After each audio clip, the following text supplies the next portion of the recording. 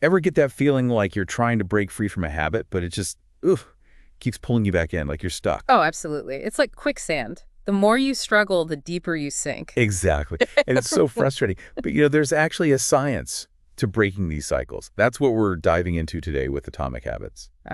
James Clear. He's like the go-to expert on this stuff. Right. And he really gets into the nitty-gritty of how habits work. He doesn't just give you those surface-level tips. No, not at all. He's all about understanding the mechanics of how your mind works. And one of the first things that really hit me was his idea of the plateau of latent potential. Yeah, that's a good one. It's like when you're trying to melt an ice cube. Exactly. You can apply heat for a while, and it seems like absolutely nothing is changing. Right, like you're getting nowhere. But all that effort is actually building up to that tipping point, and then, boom, the ice melts. I love that analogy because it's so true. It's easy to get discouraged when you don't see immediate results with your habits. But that doesn't mean your efforts are wasted. Not at all. Think about it like going to the gym. Oh, yeah, good example. Those first few weeks can be brutal. You're putting in the work, but you're not seeing the results you want. You're still on that plateau. You're sore, you're tired. Exactly. But you got to keep going because that breakthrough is coming. That's so reassuring to hear, especially when you're in the thick of it.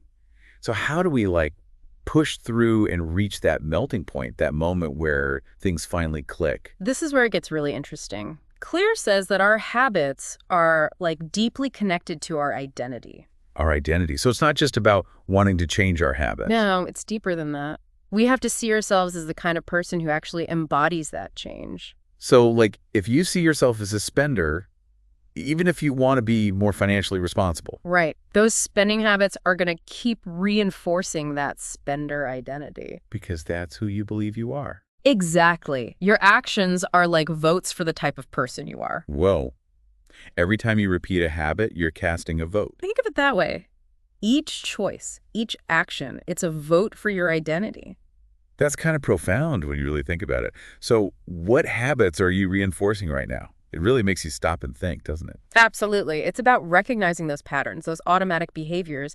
And then it's about consciously choosing the habits that align with who you want to become. It's like you're rewiring your internal compass, pointing it towards your best self. Love that. Now, how do we make those new habits stick? Well, that's where I think Claire's idea of the habit loop comes in, right? The habit loop. Oh, yeah, that's a big one. Can you break that down for us? Sure. So think of it like a cycle with 4 stages. Cue, craving, response, and then reward. Okay, I'm following you so far. All right, so let's say you're trying to cut back on social media, right? So you're just going about your day, and then suddenly you see your phone light up with a notification. Ugh, the worst. That's your cue. It immediately triggers this craving to check it, right? So you pick up your phone, that's your response, and then bam, you get that little hit of dopamine from scrolling. Which makes you want to keep scrolling. Exactly. And that's your reward. See, the loop is complete. So if we understand this loop, we can start to, hack it. Yeah, you're getting it. Understanding the habit loop is like having the blueprint to your own mind. All right, so we've got the blueprint, the habit loop, all laid out. It's time to start tinkering. Love it. So where do we even begin? Well, Clear says one of the most practical places to start is with what he calls implementation intentions. Implementation intentions. Right. But it's basically about getting really specific with your habits. Okay, so instead of I want to eat healthier. Which, let's be honest, we've all said that a million times. Totally. You would say something like, I'm going to have a salad for lunch at work tomorrow at 1 p.m. So specific. Exactly. No more staring into the fridge wondering what to eat. Oh my gosh, the worst. Because you've already made the decision. You've taken all the guesswork out of it. Exactly. And the best part is there's actually a ton of research behind this. Really? Oh, yeah. Clear talks about this one study where people who use these implementation intentions were way more likely to stick to their workout routine. Way more likely. Like it was a night and day difference. Wow. It's incredible what a little bit of specificity can do. Makes sense, though. You're setting your future self up for success. Exactly. And another strategy that I really like is something called habit stacking. Habit stacking. Yeah, it's like you're sneaking a healthy snack onto a plate of cookies. Okay. I like where this is going. You take a habit that you already do something you do consistently. Got it. And then you attach a new habit to it. So after I brush my teeth, I'll do 5 minutes of meditation. Boom. Perfect example. I'm on a roll. You're already wired to brush your teeth every day. every day. So why not use that existing routine to piggyback a new habit? So smart. And you know something else that can really make or break our habits? Our environment. Oh, tell me about it. Our surroundings are so powerful. Clear says we're way more visual than we realize. Oh, absolutely. He tells this great story about, like, putting fly stickers in urinals. Fly stickers in urinals. I know it sounds bizarre, Get but back out there. just by adding that little visual cue, cleaning costs plummeted. Are you serious? Seriously. Wow, so those flies were like accidental habit coaches. I guess you could say that. But it makes you think about your own surroundings, like is your kitchen counter covered in junk food? Or is it stocked with healthy snacks? Big difference. Huge. Okay, so we're removing the friction from good habits, and we're adding friction to bad ones. Right. But what about those times when we're just feeling so unmotivated? Ugh. Yeah, we've all been there. Like you just can't seem to get going. That's where I think Clear's 2-minute rule comes in handy. At the 2-minute rule. Oh, yeah, that one's a classic. It's so simple, but so brilliant. It really is. So tell me, have you tried it? Oh yeah, all the time. All right, so for our listeners who maybe haven't stumbled across this 2-minute rule yet, break it down. So instead of getting overwhelmed by like a really daunting task, Like clean the entire house? the work, you break it down into a 2-minute version. So instead of clean the entire house, Load the dishwasher. there you go. So easy. You're basically tricking yourself into getting started. Because once you've taken that first step, The hardest part is over. exactly, momentum is key. It's all about those small wins. And sometimes we need a little something extra to keep that momentum going. A little nudge in the right direction. Exactly. That's where commitment devices can really come in handy. Commitment devices, like what? Clear tells this really funny story about Victor Hugo. Victor Hugo, the writer. Yeah. So he was working on this book, Okay, but he was also super easily distracted, I feel that. right? So he literally locked away all of his clothes so he'd be forced to stay home and write. He was committed. No more excuses. Exactly.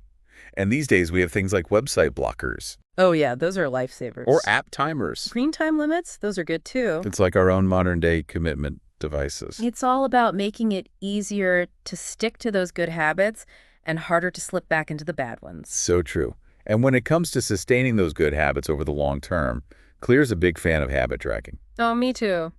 There's something so satisfying about checking off a box or seeing a streak on a calendar. It's like you're giving yourself a gold star. It's like tangible proof of your progress. It's visual. You can see how far you've come. And it makes the journey a little more concrete, a little less abstract. I love that. And you know who else was a big fan of tracking? Pat Riley. Wait, Pat Riley, the basketball coach? The one and only he used this system called the Career Best Effort Program. Career best effort. What's that all about? So they would track his players' performance in crazy detail. Like every little thing. Everything. It wasn't just about the wins and losses. Interesting. It was about those tiny improvements they were making day after day. So they were always striving to get a little bit better. Exactly. Well, 1% better every single day, that was the goal. I love that philosophy because even if we don't have a fancy system like that, Yeah. just taking a few minutes at the end of each week to reflect on our progress. Like a little check-in with yourself. Exactly what went well, what could be improved. I like that, a weekly meeting with yourself. You know, one thing that really surprised me was that Clear says the most effective habits aren't just about like willpower and discipline. It's not about forcing yourself to do things you hate. Exactly. Yeah. He says it's more about working with ourselves, not against ourselves. You have to work smarter, not harder. Okay, I like that. So how do we figure out what works for us individually? Well, he talks about this idea of explore, exploit. Explore, exploit. What's that all about? It's like dating you wouldn't propose on the first date.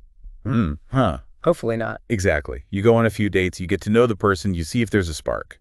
Okay, so you're in the explore phase. And then once you found someone special, you exploit them.